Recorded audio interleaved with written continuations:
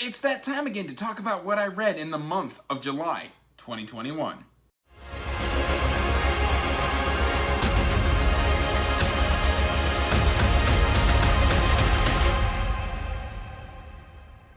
Hey everyone, welcome back to Andrew's Wizardly Reads, and as always, I'm Andrew, and today, I've got my wrap-up here for you, but before we get to that wrap-up, make sure you're liking and subscribing and hitting that bell notification so you get regular updates when I put in content. I post every Monday, Wednesday, Thursday, and Friday.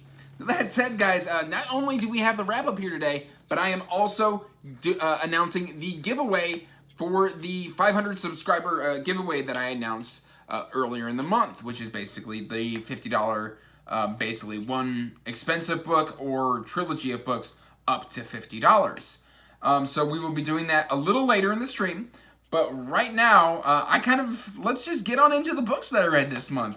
I ended up reading, right now I'm at about 8.5. I'm currently trying to finish one as of this recording. I've got about 2 days before I am done, and I'm out of time. So I'm about 40% through that book, but we'll talk about that a little later. Let's talk about what I have read completely. And so I did fairly well. I did end up pushing House of Chains this month, as well as, I believe, Caliban's War by James S.A. Corey. House of Chains is kind of temporarily on pause.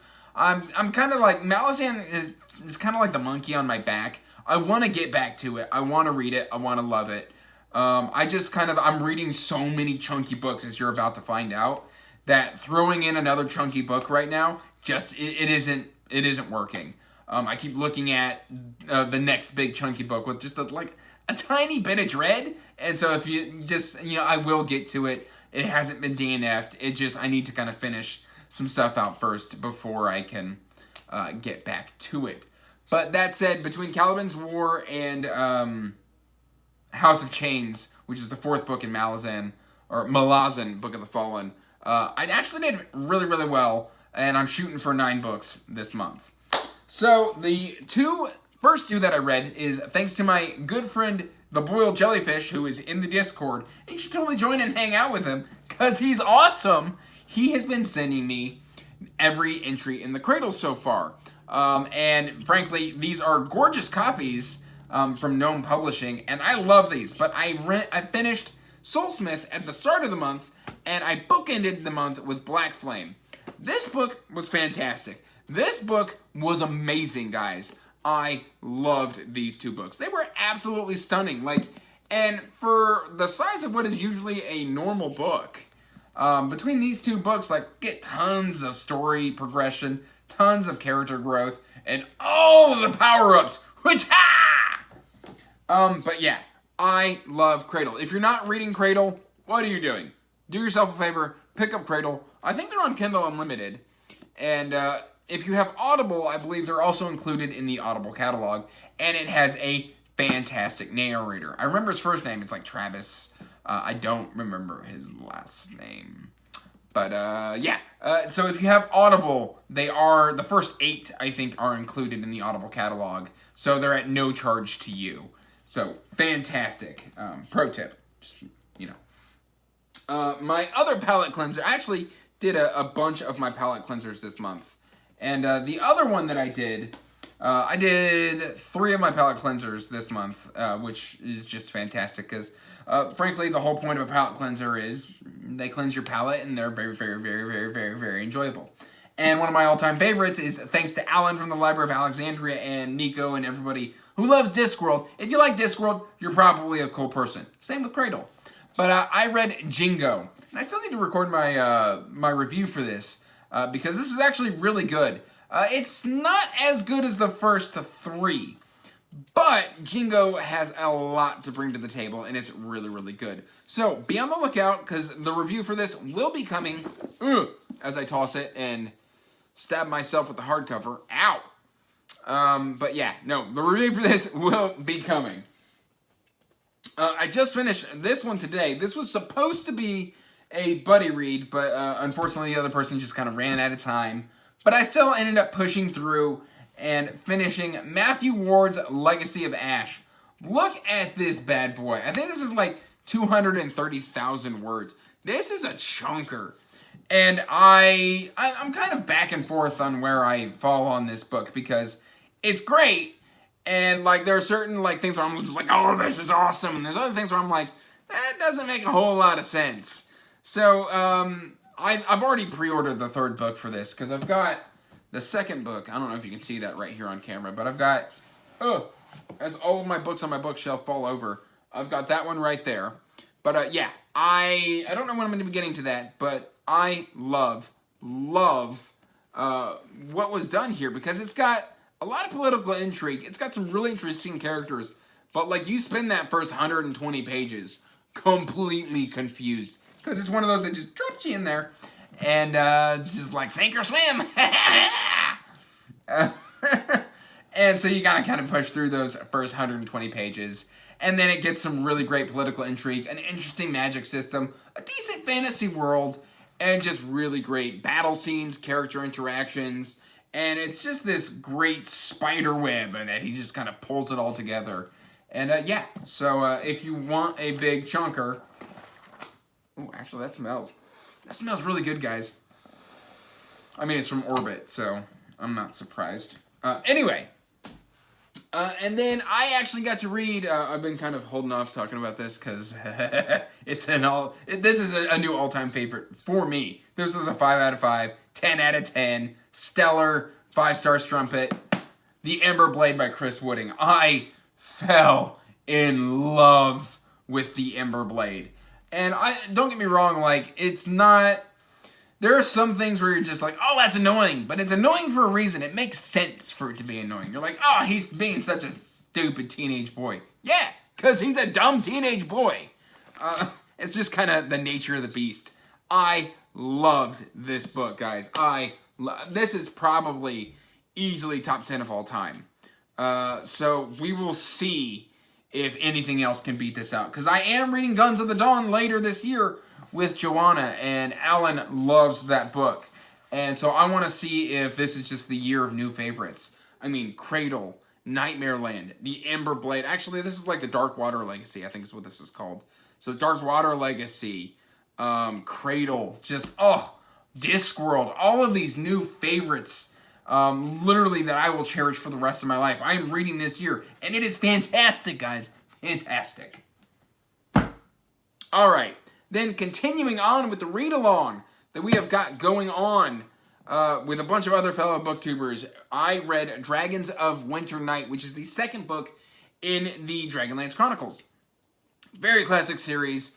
This one felt a little less based on D&D. Like, it still kind of had that through, that episodic. Usually the first book is like 2 books. This one was 3. So it was like adventure, adventure, adventure. And it's weird because I feel like there's a fourth book I think there's a fourth book that got tacked on during this time period. And I think it gets tacked on during the period of Winter Night. Because they discussed an adventure in here, and I was like, I remember this being a lot more in-depth and everything like that. So I think I read that book that filled it in, and I just don't remember it. Because I was like, no, that was way more filled in. Like, what's going on here? So I may have to pick up the fourth book once I'm done with the trilogy, just to make sure I'm not going insane. Hey, I hear you. Listen, okay, I know I act crazy in front of the camera. I'm going to let you in on a little secret. It's because I'm nuts. Anyway, yeah, guys, I am enjoying my time coming back to Dragonlance Chronicles. It is fantastic. And yeah, if you like D&D, I heavily recommend this series. If you don't like D&D, give it a try. But I mean, it may not be for you. I've got a lot of nostalgia wrapped up in this series, and that may be one of the contributing factors on why I enjoy this so much. And then I read Oathbreaker by A.J. Retger. Before, I don't want to forget about this. And it was going to be a discussion this month over on Steve Talks About Books and Stuff. It got rescheduled till next month, I believe. And I will be part of that panel. I really enjoyed this book. There were a couple character decisions and story elements that kind of confused me, that kind of brought down my enjoyment of it. Overall, it was a very solid first entry. And even, I've talked with him during a reading sprint where we sat down and did a reading sprint for Oathbreaker. And the author was just like, this was my first outing. I realized that these were rookie mistakes. And, you know, if he's addressing that, he's writing more books within this world, and I will be picking those up. And then I read Winds of Strife by U.G. Gutman, and boy, oh boy, this is a wild ride. Not only is I bought this 3 different ways because I was so excited for it. I've got the ebook, the physical, thanks to my friend Patrick, also one of the moderators in the Wizardry Duo Discord. If you want some very, very, very funny, very dry jokes, Patrick's your boy. And I've also got the audiobook.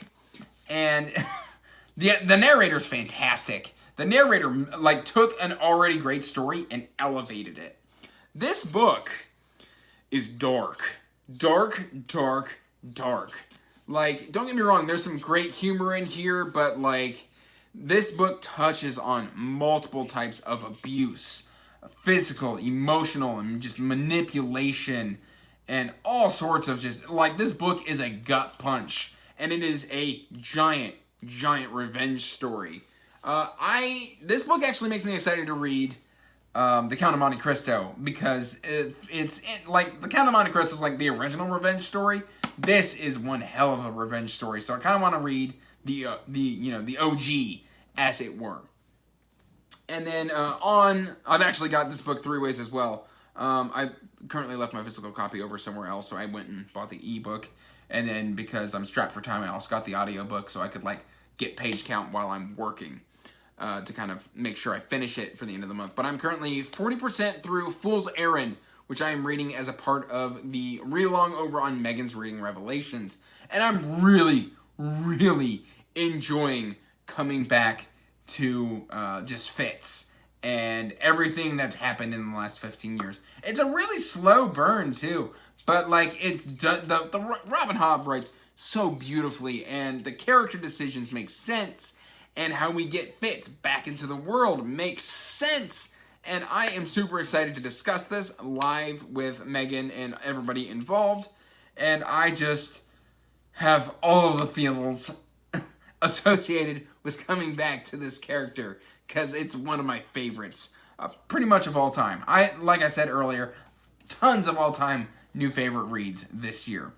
So that said, that is everything that I read this month.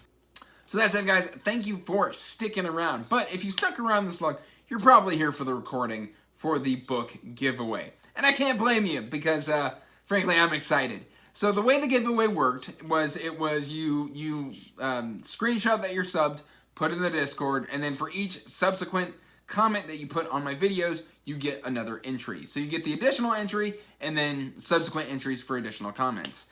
And I went through all my videos, I tallied everything, and we've got it all set up right here. So let's go ahead and spin the wheel. All right, I'm gonna click right there, right in the center. And click. All right, let's see who wins. It's spinning, spinning, spinning, spinning, spinning, spinning, spinning, spinning.